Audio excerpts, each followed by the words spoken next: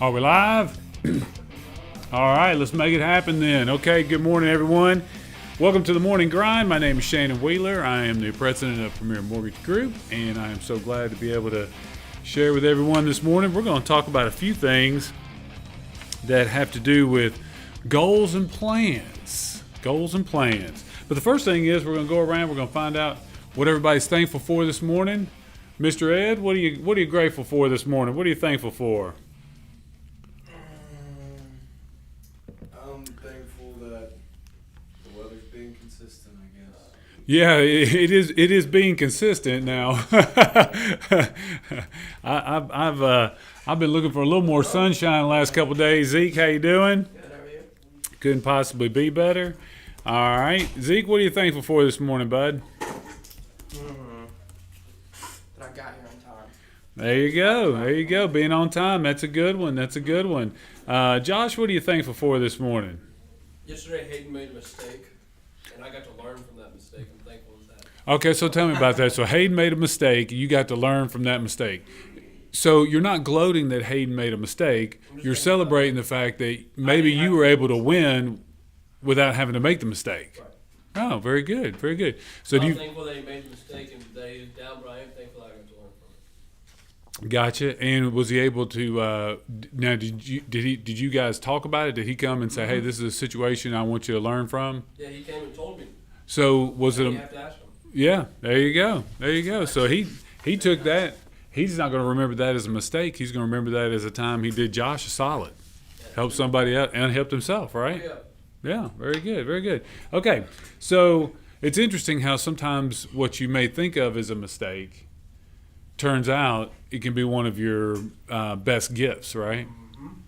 Okay, so we're going to talk this morning a little bit about goals and plans.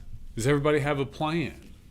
Have you made your plans for the year? I mean, we're already almost at Easter, so I'm hoping that you have made plans for the year.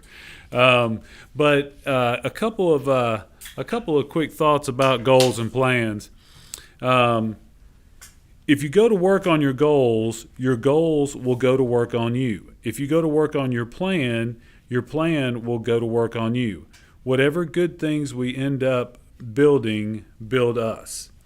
So let's talk a little bit about that this morning. So one of the things that we do at Premier Mortgage Group is we make people a plan for success. It is we're actually literally putting that together right now so that there will be a tangible, personalized plan for success for each person that comes into the practice. Right.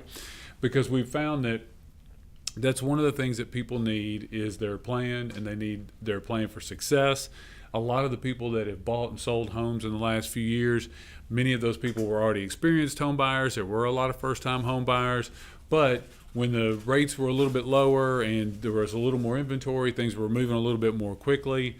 A lot of the people that already owned homes, they moved up and all those sorts of things. Well, now we're in a situation where a lot of the people that bought, they're kind of in their spot where they are. New inventory is coming on the market. But the people that want to get into the market, and Ed, you know, you talk to them a bunch all the time, and we all do, but you see them on the front line when they first come in. A lot of the people that are getting started or are looking to be first-time home buyers, they need a plan for success. And that plan for success is going to start from the very beginning of these are the things that we start doing to get ourselves ready. But before that even starts, the plan for success starts where? In their minds. In their minds, in their hearts, and at the end, right? So do you guys, when you start making a plan, do you start from the beginning or do you start from the end and then work your way backwards? Which way do you go? I start with the end. Start from the end? All right. Yeah.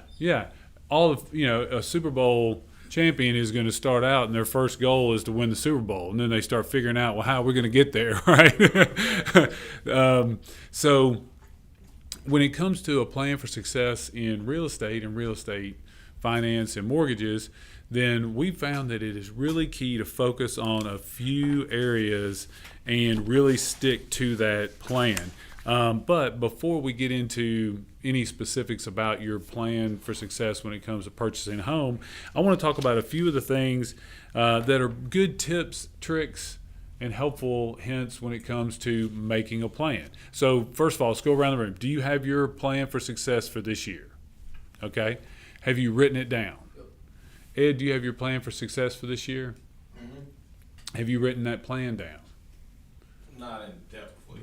Yeah, kind of brief, like cliff notes. You kind of have an idea. You have a few things kind of written down. I'm with you. Yeah. Okay. That's a plan for success. Zeke, have you written down your plan for success this year? I have it written down. I've done like he said, like bullet points. I have bullet points on my mirror. Gotcha. I would take those and start fleshing those out just a little bit. So let's talk a little bit about how to plan effectively. And one of the things that you're going to want to do is write down that goal. Having the vision board is a good idea. Seeing something in your mind that you can. How detailed do you get with your plan? Extreme. Explain that a little bit. It's like one of my big goals is I want to have a yacht. And Okay. You want to have a yacht this year? Oh no, not this year. I'm just saying. I'm just giving examples. Like one of my big goals is I want to have a yacht. A lot of people would just say I want to have a yacht. Me, I say I want to have a yacht. I want it to be 120 feet long. I want to have black leather seats and couches on the inside. I want it to be matte black on the outside. I want to have an area for a helicopter to land on the top. I'm very detailed about it. I want to have 5 cabins, 4 bathrooms. So, are there any parts of your plan for this year that you've got that detail Yes, that you can share? absolutely. Okay, so what's one of those? One of them is 40. I want to close 40 units. Close 40 sales, 40 units. What I mean by that is, it doesn't necessarily have to be 40 units. It has to. I want to make $100,000. Okay, $100,000 comes from an average of about 40. you've broken down. Okay, I got you. So you've broken that all the way down. What about yourself? What's one of the goals and plans that you have for this year? What's on your vision board, Ed? What's on my vision board? Consistency. So you've really got some reminders of different things that'll help you achieve your plan in your vision board. Is that correct? Yeah, starts with myself. Okay, starts with yourself. Okay, so everybody has started to write down their goal. That's one thing that you're going to want to do specifically is to write it down. And then, one thing that you may want to consider is to start breaking your goal down into chunks. And I think one of the reasons why goal setting and planning is on my mind this morning is because we are at the quarter pole of the year, right? I mean, we just finished the first quarter. So did you break your plans down for the year into chunks, or do you just have it kind of out there as that one big I broke it bite? down into chunks. All right, And so it's not looking good. But that's why I got to break it down into even more chunks now because of the lack that I had at the beginning of the year. okay, but that's a good point. The point is you make your plan, and part of the reason to break it down into chunks is to make it more achievable. And then also you got points in there where you can measure where you're at in your goal planning, right? Mm-hmm. So Zeke, do you have your goals broken down into chunks for the year? Yes, but that's because mine aren't necessarily real estate based; they're football based. Okay, so you've got in that category you've got still whatever those goals are. You've got them broken down into this is where I want to be by is it quarters of the year? Which one of them? I'm gonna be all conference. Oh, All nice. conference, yeah. Oh yeah. For the next season. So, Gotcha. So what are some of the things that you've got to do to be able to do that?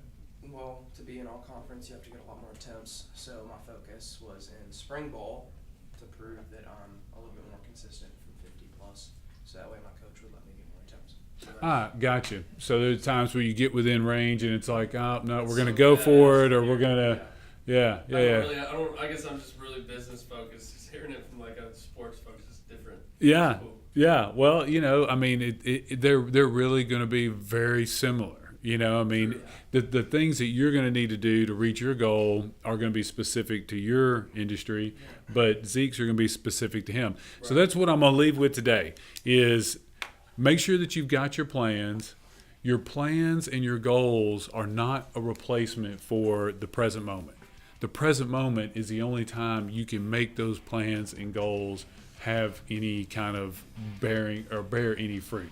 You can have a wonderful plan to make all conference. You can have a wonderful plan to sell those 40 units, but it is in your present moment that those things are going to happen. It is in the time that you put in the practice, the consistency in those moments. It's going to be the times that you make those calls.